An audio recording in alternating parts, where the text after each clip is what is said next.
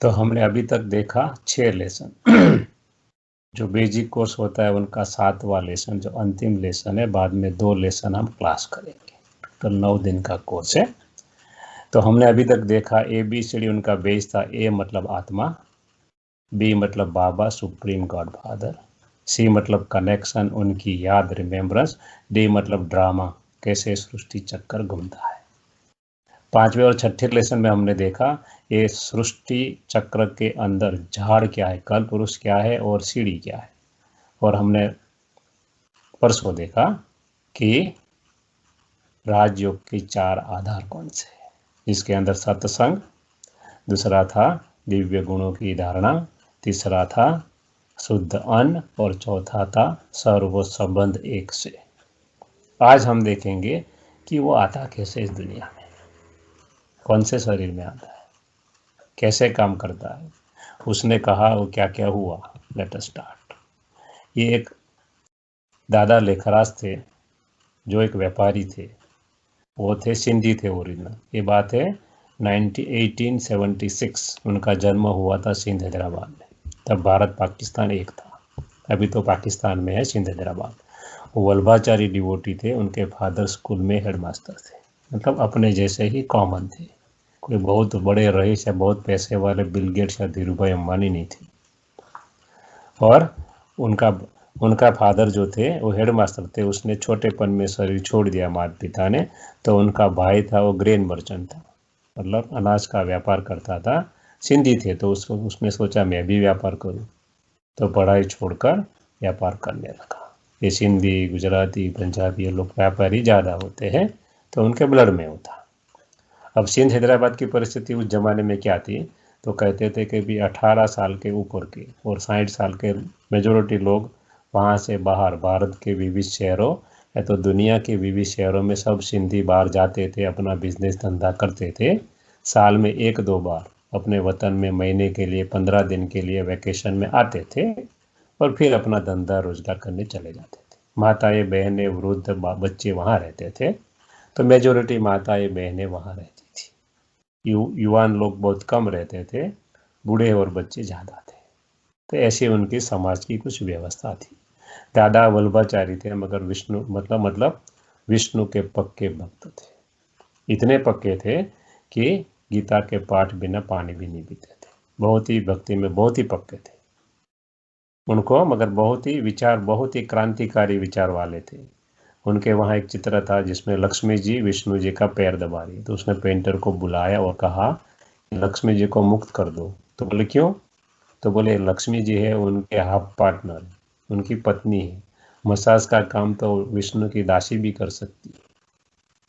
तो दोनों को खड़ा पास पास में को चित्र रखते थे, विष्णु का कंबाइन चित्र या तो लक्ष्मी नारायण साथ में खड़े हो ऐसा चित्र। उनको माताओं बहनों के लिए बहुत ही छोटेपन से रिस्पेक्ट रिगार्ड था। कोई गुरु के पास जाते थे 2-3 महीना, साल 2 साल, उनको थोड़ा ऐसा लगता था तो दूसरा गुरु भी कर लेते थे। धीरे धीरे उसने 12 गुरु की। 16 साल के थे, 15-16 साल के। तो उसको लगा कि मेरे गांव वाले यंग लोग सब बाहर है तो मैं भी क्यों न बाहर जाऊं। उनका प्लान ऐसा था कि मैं साधु बनना चाहता हूं, मगर मैं भीख नहीं मांगूंगा, क्योंकि बहुत ही लॉजिकल आदमी थे, बहुत ही तर्कवादी थे। तो बोले मैं 100 रुपया कमाऊंगा। वो ज़माने में 100 रुपये की बहुत ही वैल्यू होती थी। उनको इंटरेस्ट पर रखूंगा, सिंधी थे, और उनका जो ब्याज आएगा उसमें मैं खाऊंगा और साधु बन के परमात्मा की प्रार्थना पूजा ही करता रहूँगा। ऐसा उनका प्लान था।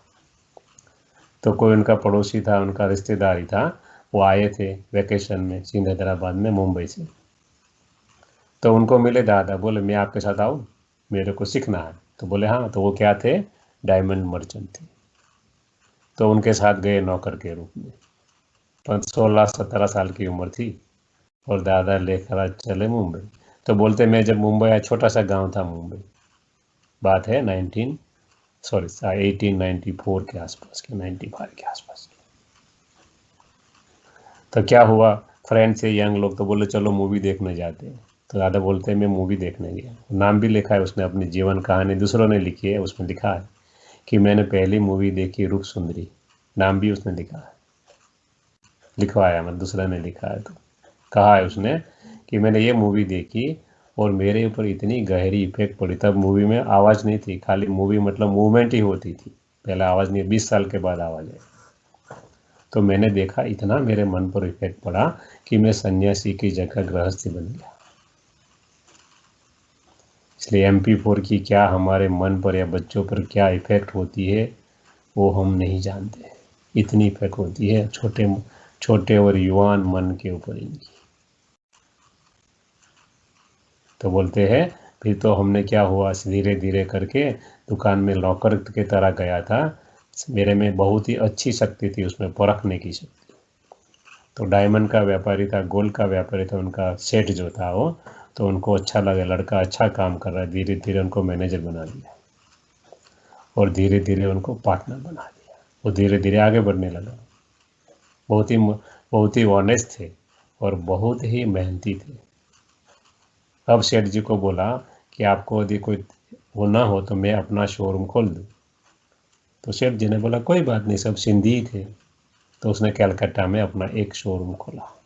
फिर धीरे धीरे धीरे पूरे भारत के शहरों में 12 जितने शोरूम खोल दिए उसने और बहुत ही धनवान बन गए। हीरे जवाहरातों के और सोने के बड़े व्यापारी थे। धीरे धीरे उनके कस्टमर कौन थे, क्लाइंट थे उनके राजा ये महाराजा और अंग्रेज लोग। कौन खरीदेगा हीरा और सोना, जो रिच हो गए वही खरीदेंगे। तो धीरे धीरे आगे बढ़े, 12 गुरु किए और अब 60 साल के नज़दीक आने पहुंच गए थे। 4 बेटे बेटियां, 2 बेटा 2 बेटी, 2 बेटियों की शादी हो गई थी। बड़ा बेटा की भी शादी हो गई, उनकी बहू भी घर में थी और छोटा एक बच्चा था, उनको बहुत ही प्यारा था उनका बच्चा, उसका नाम नारायण था। वो एक ही बाकी था, छोटा था। 60 साल के नज़दीक पहुंचने आए तो सोचा कि मैं रिटायर्ड हो जाऊं, मगर बहुत ही धंधे की बहुत ही इनकम थी, बहुत ही पैसे वाले, बहुत ही बड़े दानी थे उनके समाज में, मगर गुप्त दान करते थे, दिखावा का दान नहीं। सदावरत चलाते उनके काका मूलचंद थे उसके साथ सिंध हैदराबाद में, और जहाँ उनका शोरूम थे मुंबई हैदराबाद दिल्ली जहाँ जहाँ थे बड़े बड़े शहरों में, वहाँ भी बहुत दान करते थे, मगर गुप्त दान। अब बहुत ही अच्छी इनकम थी तो 59-60 के आसपास पहुंचे 1934-35 में, मगर छोड़ने की इच्छा नहीं हो रही थी क्योंकि बहुत ही पैसे मिल रहे थे। बोले थोड़ा कमा लूँ, बहुत कमाया था तो भी, क्योंकि लोभ का कोई थोप नहीं होता है ने, लोभ को कोई स्टैंड नहीं होता। और पैसा इकट्ठा कर लो और कर लो, तो वो भी हमारे जैसे ही थे ना, इंसान ही थे। तो आगे बढ़ रहे थे। एक दिन क्या हुआ, उसके मुंबई में थे, उनके बंगलो था, बाबुलनाथ का मंदिर के सामने बड़ा शोरूम भी था, वहाँ गए थे धंधे के लिए। और जब जाते थे जहाँ भी तो गुरुओं को बुलाते थे, 12 गुरु थे तो और वहाँ सत्संग करते थे। हर रोज़ कोई न कोई गुरु को बुलाते थे, अपने बंगले में रखते थे और सत्संग कराते थे, लोग को इनवाइट करते थे। और कोई भी प्रोग्राम हो, चाहे धंधा का चाहे लौकिक परिवार का, जैसे कि सत्संग बना देते थे, सबको परमात्मा का नाम लेने का चांस मिले ऐसा मानते थे। तो गुरु का प्रोग्राम पूरे हुआ, गुरु को नमस्कार करके अपने रूम में गए, गुरु को ठहराया था बंगलों में। जैसे अपने रूम में गए उनको विष्णु का साक्षात्कार हो गया, खुश खुश हो गए, देखा गुरु की कृपा हो गई और विष्णु को देखने लगे। तो विष्णु ने बोला ततत्वम, मैं जो हूँ वही तो तू है। तो सोचने लगे, क्योंकि बहुत ही बड़े विचारक थे कि बोले मैं विष्णु कैसे हो सकता, वो तो मेरे भगवान है, मैं तो उनका भक्त हूँ। जैसे ही सोचने लगे साक्षात्कार चला गया। तुरंत गुरु के रूम में अंदर बंगलों में थे, गए और बोला गुरु जी आपका बहुत बहुत धन्यवाद, आपने मुझे साक्षात्कार करा। गुरु जी बहुत ऑनेस्ट है, बोला साक्षात्कार तो परमात्मा ही करवा सकता है, दूसरा कोई नहीं करवा सकता। उनको अच्छा लगा, लॉजिकल आदमी थे ना, कि नहीं बात तो सही है गुरु की। फिर दूसरा क्वेश्चन कि विष्णु ने मुझे ऐसा बोला तत्व मैं हूँ वही, तो इसका मतलब क्या है? तो गुरु ने कहा साक्षात्कार जिसने करवाया है ना वो तेरे को बताएगा इसका मीनिंग। मगर मैं ऐसा गुरु कहता हूँ तो 1 महीना 15 दिन का वैकेशन ले ले और एकांत में चला जा, बहुत भक्ति कर, तो तेरे को सब कुछ बताएगा। उनको अच्छा लगा।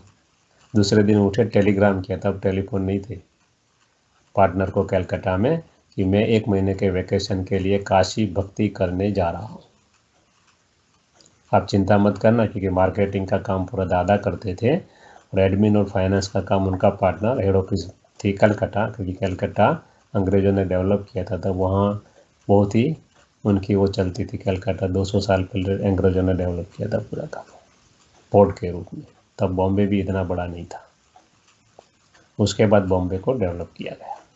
तो कहने का मतलब वहाँ उनको बोला कि भाई चिंता मत करना, अपना जितना भी शोर में अच्छा चल रहा है, सब अपने फैमिली वाले सिंधी ही थे, तो कोई प्रॉब्लम नहीं। वो चले गए वैकेशन पर काशी, जहाँ फ्रेंड का बंगलो था बड़ा, गंगा के नदी के किनारे। अब उसने क्या किया, वहाँ जाकर बस पूरा दिन भक्ति करना, गीता पाठ पढ़ते से 1 से 6 अध्याय, और गंगा में स्नान करते तो लिखने लगे मैं आत्मा हूँ, क्योंकि पहले 6 अध्याय में गीता में आत्मा का बहुत ही जिक्र किया गया है।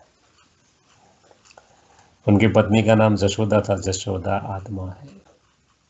उनका छोटा बेटा बहुत प्यारा था, उनका नाम नारायण था, नारायण आत्मा है। पुत्रवधू थी राधे, उनको राधे आत्मा है। आत्मा आत्मा आत्मा धुन लग गई। 20-21 दिन उसने लिखा और बहुत भक्ति की। उसको 3 साक्षात्कार हुए, जो हमने देखे चित्र के अंदर। पहला साक्षात्कार विनाश का हुआ, उसको दिखाया गया 1934-35 में कि वेस्टर्न वर्ल्ड का विनाश एटम बम। तब एटम बम क्या था किसको पता नहीं था, क्योंकि पहला एटम बम गिरा 9 अगस्त 1945 हिरोशिमा नागासाकी के ऊपर, जापान के अंदर, अमेरिका द्वारा। बेबी बम थे, अभी तो कहीं रिफाइंड बम बन गए। और ये बताया साक्षात्कार कब हुआ, 10 साल पहले, कि वेस्टर्न वर्ल्ड का विनाश एटॉमिक वॉर, ईस्टर्न वर्ल्ड का विनाश सिविल वॉर है, जो हमने चित्र में देखा। लोग काटेंगे एक दूसरों को, धर्म के नाम पर, कास्ट के नाम पर, भाषाओं के नाम पर, पॉलिटिक्स के नाम पर। जितने भी खड़े किए सब दरवाजे, जितने भी लिमिटेशंस खड़े किए, हदें। इतना भयंकर विनाश देखा कि लाशों के ढेर देखे, कोई किसी को फ्यूनरल करने वाला नहीं। रो पड़े, हे प्रभु बंद करो, मैं देख नहीं सकता हूँ, इतना बड़ा विनाश। जैसे ही रो पड़े, साक्षात्कार चला गया कि देह भान में आए। सोचने लगे मैंने क्या देखा, तो तुरंत गुरु के महावाक्य याद आए। गुरु ने बोला था ना कि कराने, तो बोला ये कुछ करा रहा है मुझसे, गुरु ने कहा था। तो सोचने लगा प्रभु ऐसा ही होने वाला है। बहुत ही फीलिंग वाले थे, भावना बहुत ही ऊंची थी। तो बोले तो फिर धंधा क्यों करूं मैं ये, यदि ऐसा ही होने वाला है तो फिर ये किसके लिए मैं कर रहा हूँ, मेरे पास 7 पेड़ी खाई इतना तो है। तो वैराग्य आने लगा धीरे धीरे धीरे। दुनिया से 60 साल तक नज़दीक पहुंच गए थे, वैसे भी रिटायर होने का ही था। तुरंत दूसरा साक्षात्कार हुआ, परमधाम देखा। पता नहीं था परमधाम क्या है, ये ज्ञान नहीं था तब तक। तो देखा कि लाल लाल प्रकाश से आच्छादित वतन में बड़ी शांति का अनुभव हुआ। जो बहुत दुखी थे धीरे धीरे शांत हो गए, आत्मा और परमात्मा के दर्शन हुए। मगर पता नहीं था आत्मा और परमात्मा कौन है। पढ़ा था, इतना जितना पढ़ा था उतना साक्षात्कार हुआ। तीसरा साक्षात्कार हुआ, धीरे से एक आत्मा नीचे आती, प्रिंस बन जाती है। दूसरी आत्मा आती, प्रिंसेस बन जाती है। धीरे धीरे पूरी स्वर्ग की राजधानी खड़ी हो जाती है। देखता हीरे जड़ी सोने के महल, हर देवताओं को घूमने के लिए अपना पुष्पक विमान, लक्ष्मी नारायण आ रहे हैं, राधे कृष्ण राज खेल रहे हैं। इतनी सच्ची दुनिया, स्वर्ग की दुनिया देखी। हीरे हीरे सोने हीरे का तो व्यापारी थे, देखते ही रह गए। पूरी जिंदगी में इतना सोना इतना हीरा तो कहीं देखा ही नहीं। जैसे ही देख रहे थे, मशगूल हो रहे, खुश हो रहे, तुरंत एक आवाज़ सुनी। क्या सुनी, ऐसी दुनिया तुम्हें बनानी। जैसे ही आवाज़ सुनी, मुझे बनानी, तुरंत मैं तो इंसान हूँ, मैं तो कुछ नहीं करता, तो परमात्मा कर सकता है, तो कैसे बना सकता हूँ मैं। तुरंत साक्षात्कार चला गया, जैसे ही नीचे आ गया। अब गांठ बांध ली कि अब परमात्मा मेरे द्वारा कुछ कराना चाहता है, कुछ मुझे निमित्त बनाना चाहता है, तो क्यों न मैं सब कुछ परमात्मा के नाम पर लगा दूं। दूसरे दिन उठे, टेलीग्राम किया कि मैं आ रहा हूँ, एडवोकेट बुला लो, लॉयर बुला लो, पेपर बुला लो, मैं रिटायर होने जा रहा हूँ, मेरे भाग में जो आता है मुझे दे दो, खत्म। मुझे अब धंधा नहीं करना। कलकत्ता गए, साइन पेपर किया, तुरंत एक टेलीग्राम आया उनके चाचा की, मूलचंद जिसके साथ वो सदाव्रत चला रहे थे, फ्री खाना पीना सिंध हैदराबाद में दे रहे थे कि चाचा बीमार है। उसने वहाँ ही देखा, हैदराबाद में साक्षात्कार हुआ, चाचा की आत्मा कैसे शरीर से बाहर निकलती। चल दिए सिंध हैदराबाद। आगे वो जमाने में उनके पास 3 बड़े बड़े बंगलो थे सिंध हैदराबाद में, 2 मोटर गाड़ियाँ थी। मोटर गाड़ियाँ हैंडल से स्टार्ट होता, बैटरी नहीं थी, और एक मिनी बस भी रखते थे फैमिली के लिए। बहुत ही पैसा था। आगे सिंध हैदराबाद अब क्या किया, गुरु को बुलाते थे घर पे सत्संग करने लगे। माताएं बहनी बहुत थी सिंध हैदराबाद में, वो आती थी, सुनती थी। भाई लोग कम थे, वो भी आते थे, सुनते थे। गुरु को बुलाते, गुरु नहीं आते थे तब वो खुद गीता पढ़ते थे, और सबको सत्संग के बाद खाना पीना खिलाकर ही घर भेजते थे। तो धीरे धीरे 70-80 लोग आने लगे, सत्संग धीरे धीरे चलने लगा। एक दिन गुरु आए थे, गुरु कुछ पढ़ रहे थे, ज्ञान शास्त्र का ज्ञान सुना रहे थे। उसने सोचा कुछ अंदर गड़बड़ लग रही है, तो दूसरे उठकर खड़े हो गए और दूसरे रूम में चले गए। बंगलो बहुत बड़ा था, वहाँ बैठे। 5-10 मिनट हुई, कहीं दादा दिखे नहीं। तो उनकी पत्नी जशोदा, उनकी पुत्र वधू राधे, दोनों को संकल्प चला, दादा कहाँ गए। गुरु को छोड़कर जाना उनका अपमान गिना जाता। वो दोनों ढूंढने निकले, तो दोनों ढूंढते ढूंढते एक रूम पर पहुंचे तो देखा दादा यहाँ बैठे। तो माता जी ने बोला पुत्र वधू को, राधे बेटा तू दादा को लेकर आ, मैं जाती हूँ, सब लोग बाहर रहेंगे तो अच्छा नहीं लगता ना गुरु के लिए। तो वो चली गई। राधे रूम में एंटर हुई जहाँ दादा बैठे थे। दादा बीच में बैठे थे, राधे अंदर घुसी और द्वार के पास ही बैठ के देखा दादा की आंखें बंद है और दादा कुछ बोल नहीं रहे। आंखें बंद है मगर उसके अंदर से कुछ प्रकाश लाल लाल आ रहा है। उनको धीरे धीरे शांति का अनुभव होने लगा, और जैसे 2-3 मिनट बैठी, दादा कुछ बोले। क्या बोले? निजानंद स्वरूपम शिवोहम शिवोहम, ज्ञान स्वरूपम शिवोहम शिवोहम, प्रकाश स्वरूपम शिवोहम शिवोहम। 3 वाक्य सुने उसने। दादा की आंखें बंद है, देखते नहीं है। 4-5 मिनट रुकी, दादा ने आंखें खोली और सामने देखा तो उनके बेटे की बहू बैठी थी। दादा ने बोला बेटा राधे तूने क्या देखा? मेरे में कोई ऐसी कोई पावर आई, शक्ति आई, कोई आत्मा आई और कुछ मेरे मुंह के द्वारा बोल गई। मेरे को इतना शांति का अनुभव हुआ कि जैसे कोई परमात्मा की शक्ति मुझ में आई। तब राधे ने बताया ऐसा, तब उनको पता चला कि शिव परमात्मा मेरे द्वारा कुछ कराना चाहते हैं। तब तक उनको पता नहीं था कि कराने वाला कौन है, कब आया, कुछ पता नहीं था। अब क्या हुआ, जो सत्संग चलता था उसमें एक सिस्टम थी कि पहले ओम की ध्वनि करते थे, ओम ऐसा बुलाते थे 15-20 बार, फिर सत्संग चालू करते थे। अब जब नहीं आते थे, गुरुदादा ने ओम करना चालू किया, तुरंत ही वो परमात्मा आ जाते थे उसके अंदर, और धीरे धीरे लोगों को साक्षात्कार होने लगे दादा के शरीर द्वारा। क्योंकि परमात्मा को तो अपना शरीर है नहीं, इसलिए उनके शरीर में आते हैं, और धीरे धीरे जो कृष्ण को मानता उसे कृष्ण दिखाई देगा, राधे को मानता उसे राधे, दादा के शरीर में राधे दिखाई देगा, अम्बा को मानता उनको दादा के शरीर में अम्बा दिखाई देगा। धीरे धीरे धीरे धूम मच गई सिंध हैदराबाद में कि साक्षात्कार करना है तो दादा के पास चलो, और ये सत्संग की संख्या 300 के आसपास हो गई। लोग क्यूरियोसिटी बस आते थे कि क्या हो रहा है, और परमात्मा धीरे धीरे अपना कार्य साक्षात्कार से शुरू करता है। अब क्या हुआ, उसके अंदर एक कन्या है जिसका नाम भी राधे था, ये दादा की पुत्र वधू ने। इनका पिता बॉम्बे में सिंधी थे लोग, उनका पिता ने शरीर छोड़ दिया था बॉम्बे में। उनकी माता ने, वो छोटी सी कन्या थी, 10वीं-11वीं स्टैंडर्ड में पढ़ती थी, अभी पूरा ही की थी, कॉन्वेंट में पढ़ती थी और बॉम्बे में रहती थी। उनके पिताजी बड़े इंश्योरेंस ब्रोकर थे, सिंधी थे। उसको बड़ा घाटा हुआ, हार्ट अटैक आ गया, उनके पिता ने शरीर छोड़ दिया, उनकी माता विधवा हो गई।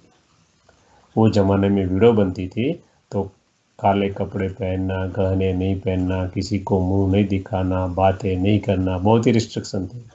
तो उनकी माता बहुत दुखी होने लगी। अब पूरे बैंकरप्ट हो गए, कुछ नहीं था, तो बॉम्बे छोड़ना पड़ा। कहाँ जाए? तो उनके भाई रहते थे सिंध हैदराबाद में, तो वहाँ आ गए इनके मामा के वहाँ। वहाँ कॉन्वेंट स्कूल में पढ़ी थी, अच्छी पढ़ती थी, स्कूल की ऑलमोस्ट पढ़ाई पूरी होने आई थी। बहुत ही अच्छा डांस भी करती थी, अच्छा वीणा बजाती थी। वो आई यहाँ, कहाँ? यहाँ उसकी माता के साथ।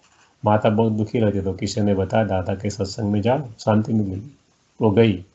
कृष्ण को मानते थे पूरी फैमिली, तो उनको कृष्ण का साक्षात्कार हुआ, और साक्षात्कार होते इतनी शांत होगी, जो दुख था, इतना दुख में रहती थी ना अभी तक, अब धीरे धीरे धीरे शांत होने लगी। घर गई तो बेटी ने देखा, बोले रे ये मेरी मदर में इतना चेंज क्यों? तो पूछा कहाँ गई थी, तो बताया, तो बोले मैं आऊँ, तो बोले चलो। वो भी गई, उसको भी कृष्ण का साक्षात्कार हुआ। अब धीरे धीरे वो जाने लगी, अच्छा वीणा बजाती थी, तो दादा ने, मुझ परमात्मा ने दादा द्वारा उनको ओम का ध्वनि का उच्चारण करने का चांस दिया, और वो अच्छा बहुत गाती थी, गाने में उच्चारण करने। ये 300 की मंडली बनी।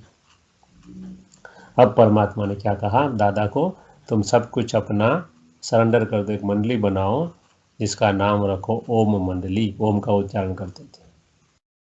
दादा ने एक मंडली रजिस्टर कराई, ओम मंडली, और दादा ने विल कर दिया, मैं दादा लेखराज मेरी चल अचल तमाम संपत्ति ये मंडली को समर्पित करती हूँ। इसका मैनेजमेंट 4 माताएं 4 कन्याएं करेगी। वो खुद नहीं ट्रस्टी था उसमें, और उसकी हेड कौन? तो ये राधेश हुए, उनकी हेड बनेगी। परमात्मा ने सब कुछ डायरेक्शन दिया, और धीरे धीरे दादा को देखकर कुछ 4 और फैमिली भी समर्पित हो गए, और ऐसी मंडली बनी। उस समय टाइम्स मैगजीन में छपा, वो मंडली is the richest in the world. इतना पैसा था उन लोगों का। कितना पैसा था आपको सुनना है तो सुनो। 36 से 50 तक 400 भाइयों बहनों ने बैठे बैठे राजा ही पालना ली। इतने पैसे थे दादा को, और उनके 3 और 4 और फैमिली थे, मगर मेजोरिटी पैसे से मोर देन 80% पैसे दादा के थे। इतना पैसा था दादा का, सब कुछ लगा दिया परमात्मा के। दादा इतना भावनाशील थे, भक्ति में इतने पक्के थे, इतने बड़े पक्के भक्त थे। अब परमात्मा ने अपना काम चालू किया मंडली के द्वारा। धीरे धीरे साक्षात्कार कराते थे, और 100 लोग आए साक्षात्कार को देखकर, धीरे धीरे बाबा के शरीर द्वारा ज्ञान देने लगे। तो टोटल 400 भाइयों बहनों की मंडली बनी, आगे बढ़ी। कैसी मंडली थी? तो मंडली के अंदर ऐसा था, ऐसी जो भाई बहन थे, छोटे छोटे बच्चे थे, 9 से 13 साल के 40, 13 से 17 साल के 18 साल के 40। परमात्मा ने एक स्कूल खोली, बोर्डिंग खोली, वहाँ ही रखा सबको, और सबको बोला घर से चिट्ठी लेकर आपको यहाँ ही रहना। आपका जो केयर टेकर है, माता पिता उनकी, कि हम उनको वो मंडली में पढ़ने के लिए जाने के लिए छुट्टी देते। तो हॉस्टल खोल दी, कोई पैसा चार्ज नहीं, सब कुछ बाबा ने दे दिया था। अब धीरे धीरे परमात्मा ने ट्रेनिंग देना चालू किया। आज जो ब्रह्मा कुमारी की चीफ एडमिनिस्ट्रेटिव हेड है, तो स्पिरिचुअल हेड जो है, वो सब तब कितने थे? 9, 10, 12 साल के बच्चे थे सब। तो परमात्मा ने 86 ईयर्स बिफोर 1935-36 में इन माताओं बहनों को शिव शक्ति बनाना चालू किया। आज वो बहनें दादिया के दादी, मतलब बड़ी बहनों, सब ब्रह्मा कुमारी की स्पिरिचुअल हेड है। जो आगे है दादा दादिया जितनी भी है, परमात्मा ने उसका बीज यहाँ से डाला, उनका फाउंडेशन यहाँ से डाला। तो ऐसी जिसका सब टाइम टेबल है, कितने बजे, 5 बजे उठना, ये करना, घूमने जाना। कैसी आर्मी थी? ये शिव शक्ति आर्मी थी, ऐसी स्पिरिचुअल आर्मी इन यूनिफॉर्म। उसमें मेजोरिटी माताएं बहनें थी, क्योंकि सिंध हैदराबाद में भाई लोग तो सब बाहर रहते थे, मेजोरिटी माताएं बहनें रहती थी। धीरे धीरे परमात्मा ने फिजिकल एजुकेशन भी दिया, लौकिक दुनिया का ज्ञान, स्पिरिचुअल ज्ञान भी दिया, और साथ साथ में इनको फिजिकल एक्सरसाइज भी सिखाया, इतनी मजबूत बना दिया। 14 साल ट्रेनिंग दी 1950 तक, और मजबूत बना दिया, जो ब्रह्मा कुमारी की नींव बनी फ्यूचर में। धीरे धीरे सत्संग आगे बढ़ा। क्या हुआ? सिंधी लोग बाहर रहते थे, खाना पीना खाते थे। दादा ने धीरे धीरे बाबा ने सिखाना चालू किया शुद्ध अन्न, तो उनके समाज में ही विरोध हुआ। कोई भी धर्म आत्मा आती है, कोई भी नया मैसेज लाती है, कोई भी हो, तो उनका हमेशा अपोजिशन होता है। लॉर्ड क्राइस्ट की आत्मा आई, क्रिश्चियनिटी का ज्ञान दिया, जूस लोगों ने उनको सूली पर चढ़ा दिया। तभी उसने क्या बोला, oh God, they don't know what they are doing, forgive them. कितनी महान आत्मा होगी, वो तो आत्मा थी, तो क्या है, परमात्मा है। तो उनके शरीर से काम आने, ये जो ज्ञान देने लगे, तो वहाँ के सिंधी समाज के जो लोग थे वो दादा को मिले, क्योंकि सिंधी पूरा सिंध हैदराबाद था, पूरा सिंधियों का पूरा इलाका था। तो उनका मुखी था मांधाराम, उस बाबा को मिले, बोला आप बहुत अच्छा काम करते हो, बड़े दानी हो, दादा की बहुत प्रतिष्ठा थी समाज के अंदर, आप बहुत अच्छा काम करते हो, मगर ये नहीं सिखाओ कि क्या खाना चाहिए क्या नहीं खाना चाहिए माताओं बहनों को, क्योंकि समाज में खाते पीते थे लोग, तो उनको तकलीफ होती है, झगड़े होते हैं। तो दादा ने बोला मैं थोड़ा बोल रहा हूँ, मेरे अंदर कोई परमात्मा आकर बोल रहा है, मैं भी ऐसा करता हूँ, बच्चों को कैसे बोलो आप नहीं करो। तो मन मुटाव हुआ, उन लोगों ने एक एंटी ओम मंडली बनाई, मुखी मानधाराम ने, जो पिकेटिंग करे। दादा का बंगलो था जहाँ बच्चों को अंदर जाने नहीं देते। तब गांधी जी थे 35-36 में, वो अंग्रेजों के सामने ऐसा करते थे, पिकेटिंग करते थे, बाद में भूख हड़ताल करते थे। तो उन लोगों ने भी यही किया दादा के सामने, बहुत हैरान परेशान किया 1 साल तक। दादा के ऊपर बड़े बड़े इल्ज़ाम लगाए कि ये तो माता वो कन्या को भगा के ले जाता है, ऐसा ऐसा करता है, ये इनको भगा के ले, कोर्ट में ले गए कि बच्चों को भगा, मगर सबके पास क्या था, चिट्ठियाँ थी, कोर्ट में दिखाई, कुछ नहीं हुआ। 1 साल तक ऑपोजिशन चला, फिर सब शांत हो गया। कोर्ट में से कुछ उनको फेवर नहीं मिली। काफ़ी हिस्ट्री लंबी, हम रिपीट करने नहीं जा रहे हैं। आपको 2 बुक भेजी है यज्ञ की हिस्ट्री, आप जब समय मिले तो ज़रा पढ़ लेना, बहुत लंबी हिस्ट्री, 2 बुक हमने आपको पोस्ट की है आपके व्हाट्सएप पर। तो 1 साल के बाद सब धीरे धीरे शांत हो गया। अब परमात्मा ने कहा ये छोटा सिटी सिंध हैदराबाद, चलो कराची। 1 साल के बाद कराची गए, वहाँ दादा ने 5 बंगलो लिए, और वहाँ एक काम परमात्मा ने 35-36 से 50 तक 14 साल इन लोगों को ट्रेनिंग दी, 400 भाइयों बहनों को। और फ्रॉम बिगिनिंग परमात्मा ने सब कुछ एस्टैब्लिश किया कि बहुत 400 भाई बहन थे, इतने कपड़े, इतना खाना पीना, सब कुछ व्यवस्था, डिपार्टमेंट अलग अलग 18 डिपार्टमेंट खड़े कर दिया। आज भी है, 1-2 एडिशन हुए हैं, वही सिस्टम चले, परमात्मा ने पूरा मैनेजमेंट सिस्टम एस्टैब्लिश किया। अब क्या हुआ, 14 साल तपस्या की, मगर 1947 में भारत पाकिस्तान का बंटवारा हुआ। सिंधी लोग भागे छोड़कर, कुछ ले जाने नहीं दिया। लोग घी दूध की नदियाँ की जगह लोह की नदियाँ बह गई। देखो अब क्या हुआ, पंजाब के आसपास, बांग्लादेश जहाँ है वहाँ क्या क्या नहीं हुआ। जैसे कि विनाश, अर्ध विनाश जैसा लोगों ने दिखा, इतनी लड़ाइयाँ हो गई, मगर वो लोग तो वहाँ ही रहे। परमात्मा ने नहीं कहा चलो भारत या इंडिया, नहीं कहा, वो तो वहाँ ही रहे, कहाँ, कराची में ही रहे। मगर क्या था, जब मुसलमान सरकार के ऑफिसर आते थे, देखते थे इनके पास कोई ना मंदिर है ना मस्जिद है, कुछ नहीं है। ये लोग तो किसको मानते हैं, बाबा कहते, शिव बाबा, हम लोग अल्लाह कहते, इतना ही फर्क है। बाकी वो भी निराकार को मानते हैं, अल्लाह को मानते हैं, इसलिए उनको कोई तकलीफ गवर्नमेंट की ओर से नहीं थी। और दादा बड़ा नामी ग्रामी था, कोई प्रॉब्लम नहीं था, और साथ कौन था, परमात्मा था। तो अब क्या हुआ, सिंधी भागे, उनमें से 400 सिंधी तो यहाँ एक ग्रुप में ही थे, तो सबको चिंता होने लगी, किसी का भाई, किसी की बहन, किसी का माता, किसी का पिता, किसी का बेटी, किसी का बेटा, किसी का संबंधी इसमें थे 400 में से। तो सब लोग इंडिया गए और लेटर लिखे कि आप आ जाओ यहाँ, वहाँ अच्छा नहीं है, आपके लिए कोई सेफ्टी नहीं, मगर परमात्मा की आज्ञा नहीं थी। वो लोग चिट्ठी लिखते थे, चिट्ठी इन लोग को मिलती थी। परमात्मा ने 1950 में बोला चलो। तब उसके पहले क्या हुआ, एक दीदी मनमोहिनी थी, उनका भाई मुंबई में था, जसलोक हॉस्पिटल चलते, सिंधी लोग की हॉस्पिटल बनाए, उसने करोड़ों रुपया दान किया था वो जमाने में, बहुत ही रिच था। उसने उसकी बहन को बुलाया और बोला भारत आ जाओ, और उसको स्थान बताए। उनको 400 आदमी भाइयों बहनों को रहे, ऐसी जगह चाहिए।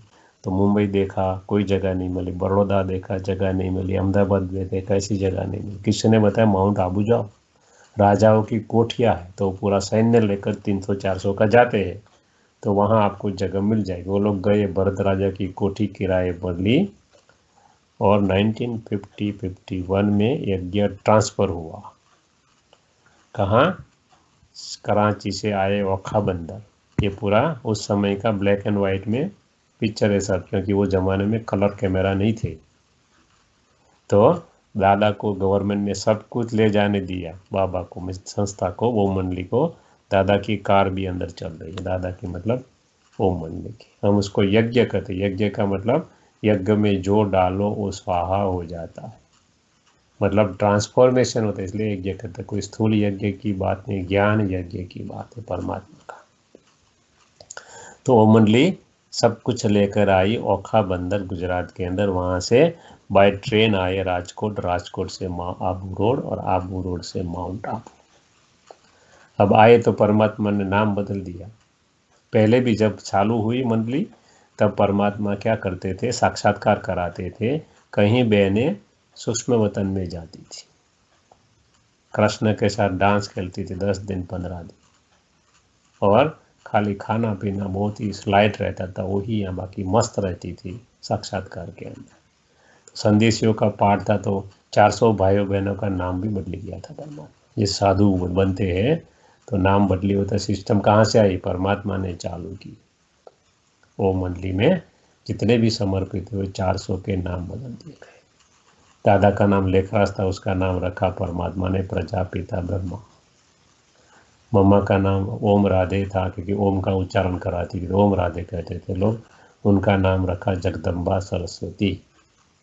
दादी प्रकाश मणि दादा का सर्विस छोड़ने के बाद 69 से ब्रह्मा कुमारी की स्पिरिचुअल हेड थी। उनका नाम रमा था, उनका नाम रखा दादी प्रकाश मणि। हर एक का नाम परमात्मा ने बदल दिया। तो यहाँ आए परमात्मा जब, तो परमात्मा ने ओम मंडली का नाम भी बदल दिया। परमात्मा नाम बदलते हैं, कुछ भी करते, कुछ एडवांस नहीं बताते। परमात्मा कहते मैं किसी को भी एडवांस बताता नहीं हूँ, क्योंकि मेरा पार्टी नहीं है एडवांस बताने का। पूछते हैं तो बाबा अवॉइड कर देते, कभी नहीं बताते। बाबा कहते जो मेरा पार्ट होगा इतना ही मैं बताता जाऊँगा समय के अनुसार। दादा ने नाम बदली किया बाबा ने, मगर बताया नहीं। देखो नाम क्या रखा? प्रजापिता ब्रह्मा कुमारी ईश्वरी विश्वविद्यालय। विद्यालय जहाँ विद्या दी जाती है। विश्व में पूरे सेंटर से एक भी सेंटर क्या है वो भी पता नहीं था बच्चों को। ईश्वरीय, ईश्वर द्वारा ज्ञान देता ईश्वर, और ईश्वर का ज्ञान देता। कुमारी मेजोरिटी कुमारियाँ थी, माता ये बहनें थी। ब्रह्मा नाम रखा किसने? ब्रह्म की माँ, 6 एलिमेंट जो उसकी माँ, परमात्मा ने नाम रखा था दादा का ब्रह्मा। प्रजापिता इसलिए कि परमात्मा को अपना शरीर नहीं, ब्रह्मा का मुख लेता है और उसके द्वारा प्रजा मतलब बच्चे पैदा करते, इसलिए प्रजापिता कौन है? शिव बाबा। इसलिए ऐसा नाम है प्रजापिता ब्रह्मा कुमारी ईश्वरीय विश्वविद्यालय। नाम रखा, एक भी सेंटर तो है नहीं, किसी को पता भी नहीं। बाबा बताते नहीं इन एडवांस क्या होना है।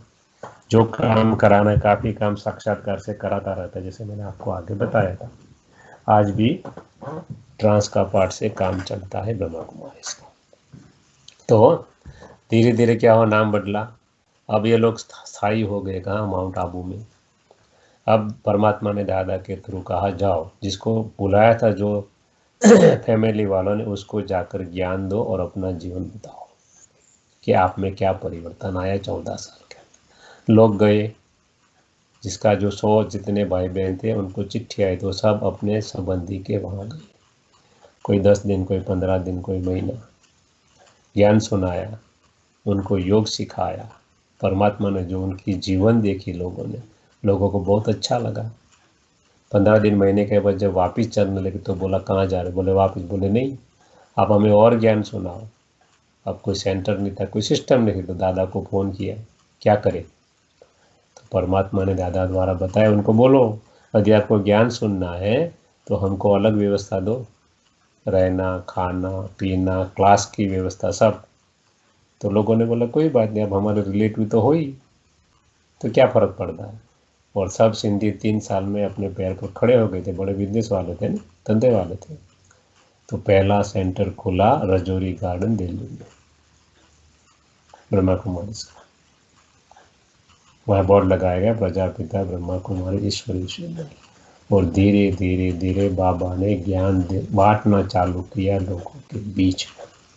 अब ये सेंटर कैसे चलते हैं, पैसा कहाँ से आता है, तुरंत सवाल पैदा होगा। परमात्मा कहते हैं सेंटर खोलने की जरूरत नहीं, खोलो तो अच्छा है, मगर कैसे चलता है, जिसने परमात्मा का ज्ञान लिया है और जो लोग वो प्रिंसिपल को मानते हैं और उस पर चलते हैं, उसी का ही पैसा लेना है, सबका पैसा नहीं लेना है, गवर्नमेंट से कोई ग्रांट नहीं लेनी। इसलिए ऑटोनोमस बॉडी है हर सेंटर अपने आप पैसा कलेक्ट करता है, जिसको हम लोग कंट्रीब्यूशन करते हैं। कंट्रीब्यूशन क्यों, क्योंकि हमारे कुटुंब में बच्चे बड़े हो जाते हैं तो घर चलता है उनके पैसे, तो वो दान थोड़ा करते हैं माता पिता को, तो परमात्मा है, माता पिता सबका है, तो दान नहीं गिनते, उनको कंट्रीब्यूशन देते हैं। कौन करेगा, जो पुराने बच्चे जो चल रहे रेगुलरली वो उसमें पैसे लगाएंगे, जिनको श्रद्धा है, बाबा के प्रति विश्वास है, बाबा का ज्ञान में कुछ न कुछ अपने जीवन में फॉलो किया, उनका ही पैसा लेना है। कोई खुला दान दक्षिणा वाली पेटी नहीं रखनी कोई भी सेंटर पर। इसलिए परमात्मा कहते हैं क्यों, क्योंकि अन्न वैसा मन, पानी ऐसी वाणी।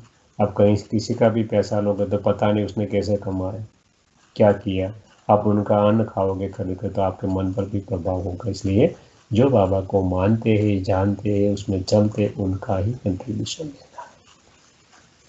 टोरंटो में सेंटर है एज फॉर एग्जाम्पल, तो कैसे चलता है, यहाँ के जो भाई बहन है मेजोरिटी उनका एक ट्रस्ट बनाते हैं। वो ट्रस्ट में 5 भाई बहनें ज़्यादा होती है जनरली। वेस्टर्न वर्ल्ड में थोड़ा उल्टा है, थोड़ा भाई ज़्यादा, क्योंकि यहाँ बहनें कम है, हैंड्स नहीं है। कहने का मतलब वो 5-6 आदमी वो मिलकर पूरा का पूरा एक ट्रस्ट रजिस्टर कराते हैं। जैसे कि यहाँ Brahma Kumari world spiritual organisation Canada revenue agency का इनकम टैक्स डिपार्टमेंट द्वारा मान्य चैरिटी है। सबको लोग पैसा देते हैं जितने पुराने भाई बहन हैं उनके पैसे पर पैसा चलता है। मेन देने वाले कौन है, बुरे लोग ही हैं, क्योंकि उन लोग की दुनिया है यहाँ तो वो लोग चलाते हैं। हमारे जो सेंटर की जो मेन बहन है वो सिस्टर सावी है, वो गया नानक की रहने वाली। और जितने भी यहाँ तो टोरंटो में तो भी अपने वाले ज़्यादा है, तो काफ़ी लोग मैनेजमेंट करते हैं। बाकी टोरंटो को छोड़कर जब सब जगह पे क्रिश्चियन लोग ही सेंटर चलाते हैं, मेजोरिटी उनकी है। और बाबा के वहाँ तो धर्म जाति कुछ डिफरेंस नहीं, आत्मा भाई भाई, तो मिलकर बहुमती से मेजोरिटी वॉइस से सेंटर चलाना। उसमें से एक जो फ्री सर्विस दे सकता है, खोलना बंद करना, उनके देख 2 व्यक्ति के पास चाबी रहती है, वो लोग खोलते हैं बंद करते हैं, कोई भी चार्ज नहीं होता। जो पैसा आता है 5 की कमेटी 3 के हाजिरी में पैसा खोलते हैं, कितना आया कितना गया, और जिसको रिसिप्ट की जरूरत है उनको रिसिप्ट भी देते हैं, क्योंकि इनकम टैक्स डिपार्टमेंट द्वारा मान्य है, उनको डिडक्शन भी मिलता है।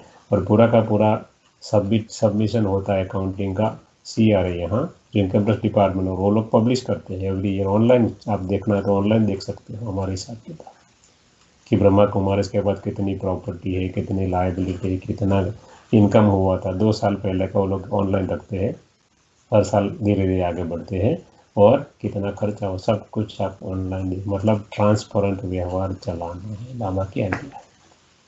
जो समर्पित है बाबा के कार्य में, उनका खाना पीना रहना सेंटर पर होता है। हमारे जैसे दुनियादारी, उनका खाना पीना रहना अपने घर होता है। बाबा कहते हैं संख्या सेंटर की इम्पोर्टेंट नहीं है, सेंटर चलाने के लिए आपको प्रेशर में नहीं है, ना पैसा नहीं है कुछ ना, तो सेंटर नहीं चलाओ। आपको घर पे मुरली मिल जाएगी, ऑनलाइन मिलते हैं, पढ़ लो, आधा घंटा पौना घंटा मुरली पढ़ो, सुनो और योग करो, वही तो बाबा का ज्ञान, और अपना जीवन बनाओ। बाकी दिखावे के लिए सेंटर नहीं खोलना है। इसलिए number is not important, quality is important. बाबा हमेशा कहते हैं अपने जीवन में कितने उतारा। और सीनियर जूनियर का भी यहाँ कोई सवाल नहीं, जूनियर होगा कल आया हुआ होगा, यदि वो पूरा फॉलो करता तो वो आपसे आगे, पुराने से भी आगे जा सकता है। पुरुषार्थ के आधार पर ही प्रारब्ध बनती है।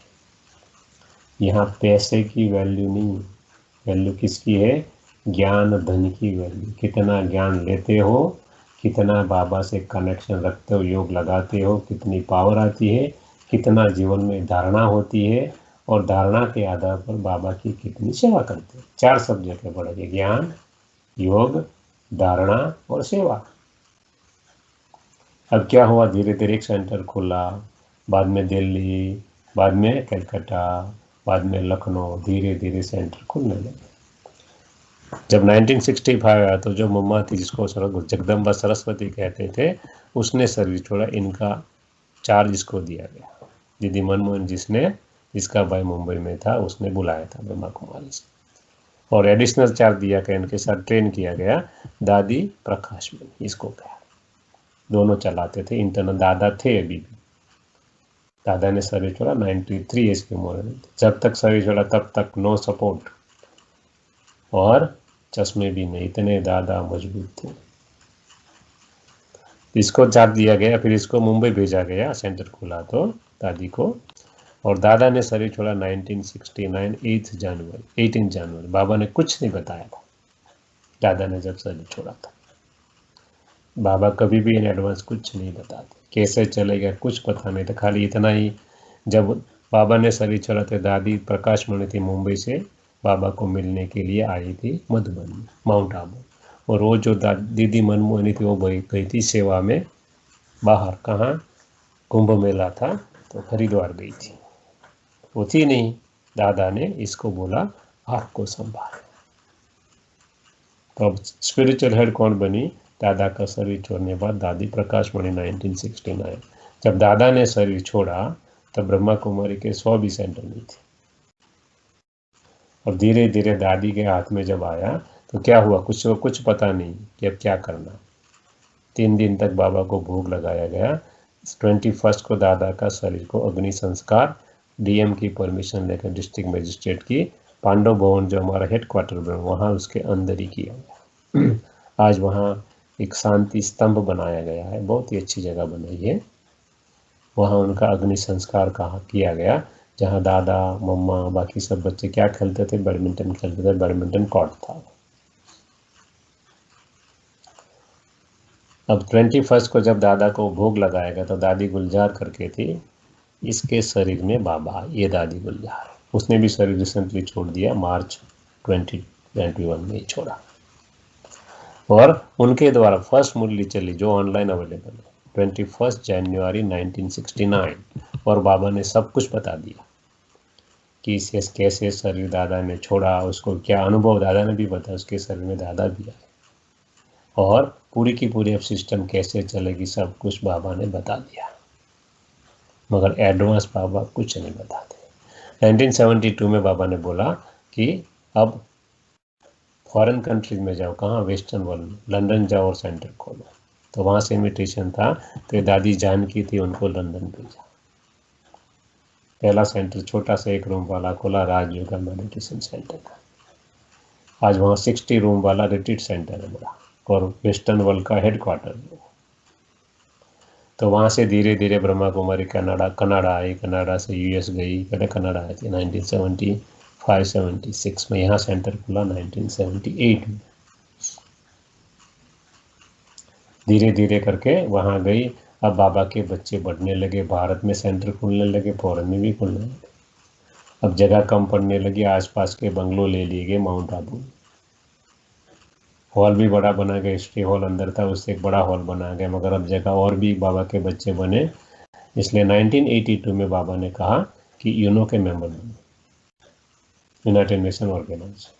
तब क्या था, गयाना का वाइस प्रेसिडेंट था, वो ज्ञान में बहुत अच्छा चल रहा था, बाबा को बहुत अच्छा मानता था, उसकी हेल्प से ब्रह्मा कुमारी परमानेंट मेंबर बनी United Nation Organization as a NGO, non government organization. आज भी ब्रह्मा कुमारी यूनो का पीस का ऑलमोस्ट ऑल काम कर रही है, इसलिए इसका व्याप वेस्टर्न वर्ल्ड में ज़्यादा है because of United Nation Organization. 1984 में ब्रह्मा कुमारी ने पहला एक हॉल बनाया जो 5000 की कैपेसिटी वाला, उस जमाने में बड़ा हॉल माना जाता था, माउंट आबू में, जिनका जहाँ उसका हेडक्वार्टर है मधुबन, या तो पांडव भवन उसके सामने आज भी है। वहाँ दादी ने 85 से 90 तक काफ़ी वर्ल्ड लेवल की कॉन्फ्रेंसें बुलाई, even deputy general secretary United Nation Organization भी आए थे वहाँ इंडिया में। भारत सरकार नहीं बुला सकती थी उनको, ब्रह्मा कुमारी ने वो जमाने में बुलाया था, वो आए थे प्रेम से। क्योंकि बहुत अच्छा काम ब्रह्मा कुमारी करती थी। बाबा के बच्चे ज़्यादा होने लगे, अब क्या करें, जगह कम पड़ रही है। 91-92 में एक दूसरा कॉम्प्लेक्स बनाएगा जिसका नाम है ज्ञान सरोवर, अभी भी है। दूसरा नाम है एकेडमी फॉर बेटर वर्ल्ड। वहाँ 1200-1300 भाई बहन आराम से रह सके, वैसे सोलर एनर्जी वाला पूरा कॉम्प्लेक्स बहुत अच्छा बनाया है, वो है आज भी। 91-92 में यूनाइटेड नेशन ऑर्गेनाइजेशन ने कहा आप ज्ञान का बहुत अच्छा काम कर रहे हो, मगर कुछ फिजिकल सेवा भी करो, कुछ हॉस्पिटल खोलो। तो ग्लोबल हॉस्पिटल रिसर्च सेंटर खोला गया माउंट आबू में। आसपास के 70 गांव एडॉप्ट किए और अलग अलग हार्ट के प्रोग्राम चलाता है हॉस्पिटल, डायबिटीज़ के प्रोग्राम चलाते, विदाउट सर्जरी कैसे ब्लॉकेज दूर किया जाए, हार्ट कैसे अच्छा किया जाए, या तो विदाउट मेडिसिन डायबिटीज़ कैसे अच्छा किया, सब प्रोग्राम ग्लोबल हॉस्पिटल चलाती है। फ्री भी चलाती है, मगर 50% यूनाइटेड नेशन ऑर्गेनाइजेशन का पार्ट है, तो थोड़ा थोड़ा रीजनेबल चार्ज करती है। और बाहर जो सेवा देती है 70 गांव 70, वो सबको फ्री, गांव वालों को सेवा देगी, क्योंकि ट्राइबल एरिया, इसलिए मेन पर्पज ये है उनका। धीरे धीरे ब्रह्मा कुमारी आगे बढ़ी। अब क्या हुआ, बाबा ने डायरेक्शन देते गए, अलग अलग विंग की सेवा चालू। ब्रह्मा कुमारी की 20 विंग है। एडमिन विंग है, आर्ट एंड कल्चर है, बिजनेसमैन विंग है, मीडिया विंग है, पॉलिटिशियन विंग है, रिलीजन विंग है, साइंटिस्ट इंजीनियरिंग विंग है, आईटी विंग है, स्पार्क, सब विंग है। इसलिए समाज के अलग अलग वर्ग जो है उनकी सेवा कर, जैसे कि डॉक्टर ने मेडिकल विंग है, तो डॉक्टरों की या तो मेडिकल प्रोफेशनल आदमियों की, उसके जो व्यक्ति होंगे उनकी सेवा करेगी, उनको मेडिकल वे में समझाएगी। ज्ञान वही होगा, चित्र थोड़े अलग होंगे। ऐसे धीरे धीरे धीरे 20 विंग की स्थापना हुई, अप टू 1997-98। अब बाबा के बच्चे बहुत बढ़ गए, क्या करें, अब ऊपर कोई जगह नहीं रही। एक म्यूजियम तो ऑलरेडी ब्रह्मा कुमारी का माउंट आबू में था ही 1969 से, दादा ने सर्विस वाला उसके आसपास ही बना था। बाद में ये 2 कॉम्प्लेक्स बने, अब जगह नहीं है, क्या करें। इसलिए आबू रोड पर 35 एकर्स की एक जगह ली और वहाँ शांति वन नाम का एक बहुत बड़ा कॉम्प्लेक्स बनाया, जहाँ आज भी 50,000 भाई बहन एक साथ रह सकते और 30,000 भाई बहन एक साथ में बैठ सके, वैसे एक डायमंड हॉल बना, जो मैंने शायद आपको दिखाया था वो जब प्रोग्राम आ रहा था। और धीरे धीरे संस्था आगे बढ़ी। अब क्या हुआ, 2007 में इसने शरीर छोड़ दिया। 2007 से दादी जान की जो लंदन थी, उनको लाया गया माउंट आबू, उनको चार्ज दिया। 2019 तक, 7 से 2019 तक वो ब्रह्मा कुमारी की हेड थी, स्पिरिचुअल हेड थी। एडमिन कैसे चलता है, तो कभी जैसे कनाडा में, यहाँ टोरंटो में सेंटर, जैसे सब सेंटर जो मिलकर एक कंट्री कोऑर्डिनेटर होता है, जो है ब्रदर एरिक करके क्रिश्चियन हो गए, वो है। बाद में हर कंट्री मिलकर एक रीजन बनता है, जो अमेरिका एंड कैरेबियन को मिलाकर एक रीजन है, north America and Caribbean continent का। उसकी रीजनल डायरेक्टर एक मोहिनी बहन करके है, न्यूयॉर्क में बैठती है, जो बाबा की संदेश दी है। ऐसे सब रीजन मिलकर एक इंटरनेशनल हेड ऑफिस कहाँ है, लंदन में, उसके नीचे आते हैं। और इंटरनेशनल जो हेडक्वार्टर है, ग्लोबल हेडक्वार्टर माउंट आबू में, वहाँ रिपोर्टिंग करता है। इस हेड ऑफिस माउंट आबू में। इंडिया में कैसा है कि हर छोटे बड़े गांव में जहाँ भी सेंटर चलते तालुका ले, उसका एक डिस्ट्रिक्ट हेडक्वार्टर होता है, उसको सब जोन कहते हैं। सब जोन मिलकर स्टेट लेवल पे 1 या 2 जोन बनते हैं, और ऐसा जोन सब मिला के उसको रिपोर्टिंग होती है माउंट आबू हेड ऑफिस। यहाँ जो बहनें आती है, भाई बहन माउंट आबू से, उनका खर्चा ये सेंटर बेयर करता है। यहाँ से माउंट आबू जाते हैं, उनका खर्चा भी ये लोग ही बेयर करते हैं, यहाँ का सेंटर। कुछ किसी को भी जाना है 8,500 सेवा केंद्र, तो नेचुरली एक दूसरे को पहचानते नहीं है, तो ईमेल या तो चिट्ठी लेकर जाना है सेंटर की। विदाउट चिट्ठी एंट्री नहीं मिलती है, क्योंकि इतने 1 करोड़ से ज़्यादा भाई बहन ज्ञान में रेगुलर चल रहे, तो दूसरे सबको पहचानेंगे नहीं माउंट आबू। और कहीं भी जाते, कोई भी देश में चला, जब बाबा का सेंटर होगा, चिट्ठी लेकर जाना, ये भाई या बहन की खाने पीने की व्यवस्था रह करना जी, खाने पीने रहने की, हम लोग बाहर का जनरली नहीं खाते और करते, तो सब व्यवस्था हो जाती है। जो खर्चा आपको देना, आप कंट्रीब्यूशन के रूप में उस सेंटर को दे सकते हैं। माउंट आबू जाते तो भी ऐसा ही, चिट्ठी लेकर जानी है, और बाबा को मिलने जाना तो भी ऐसा ही। तो ये दादी ने कहाँ तक किया, 2019, और 2019 उसने शरीर छोड़ा। इसने किया 1 साल तक, जिसके शरीर में बाबा आते थे। उसने रिसेंटली शरीर छोड़ा 2020 मार्च। अब 4 दिया गया दादी रतन मोहिनी करके उनको। ये सब कब के थे, जब 1935। सबकी उम्र +90 में है, क्योंकि 85 साल तो हो गए, देखो +95 के आसपास सब चल रहे हैं। तो परमात्मा ने जो बेस डाला था तब का डाला, और परमात्मा ने काफ़ी मूल्य में बताया 100 साल का संगम युग है अप्रोक्सीमेट। इसलिए समय बहुत कम है। और हम हर रोज़ जो बाबा ने जो वाणी चलाई वो हर रोज़ सुनाते हैं, शाम को 8:30 बजे से लेकर 40 मिनट तक, सुबह में 7:30 बजे से लेकर 40 मिनट। हम शाम को 8:30 बजे जो सुनाते हैं, आपके वहाँ सुबह के 6 बनते, 7, 8, 6 बजते हैं। और आपको नहीं सुन सकते हो तो आपको हम भेज देते यूट्यूब पर अपलोड कर, आप कभी भी आपके समय के मुताबिक भी सुन सकते हैं। मगर हम इतना ज़रूर आपको रिक्वेस्ट करेंगे तो रेकमेंड करेंगे कि 1-2 महीना सुनो, अपने जीवन में उतारो। या तो आपके आसपास सेंटर पर जाना है तो भी जा सकते हो, या तो इंटरनेट पर सुन सकते हो। मुख्य बात है जीवन बनाने की। तो ये 20 विंग है। हमने आपको ये 5 वेबसाइट दी है जो हमने देख ली थी, दूसरी 5 है। आपको रिवाइज करना है तो ये दूसरी 5 वेबसाइट है। दूसरों को भी आप ये वेबसाइट दे सकते हो, जिसके अंदर PMT वाला तो है ही, मगर बाकी की 4 कहाँ से राजयोग सिखाया जाता है, क्या क्या मिलता है, वो वेबसाइट है। तो यहाँ हमारा जी 7 दिन का जो बेसिक कोर्स करते पूरा होता है। 2 दिन मुरली हम कल और परसों सुनेंगे। ये है क्या है, सागर को गागर में समाने का हमने प्रयत्न किया है। जो गलती रहेगी वो मनोज भाई की पर्सनल गलती है, क्योंकि परमात्मा की गलती हो ही नहीं सकती, तो सागर है, मनुष्य की गलती हो सकती। इसलिए कुछ आपको ऐसा लगा हो तो क्षमा याचना, मगर आपको 2 बात के लिए 1-2 बात के लिए तैयार रहना। धीरे धीरे अपने लाइफ में थोड़ा थोड़ा प्रैक्टिकल में 1-2 महीने के लिए एक्सपेरिमेंट करना है, और हर रोज़ आपको सुनना है। हम आपको कैसे सुनना है, कैसे पढ़ना है, 2 दिन सुनाएंगे आपको यहाँ ही 2 दिन और सुनाएंगे आपको कैसे मुरली, साकार मुरली पढ़ी जाती है, अव्यक्त मुरली पढ़े, हम सैंपल आपको देंगे। फिर आपको धीरे धीरे आपको आगे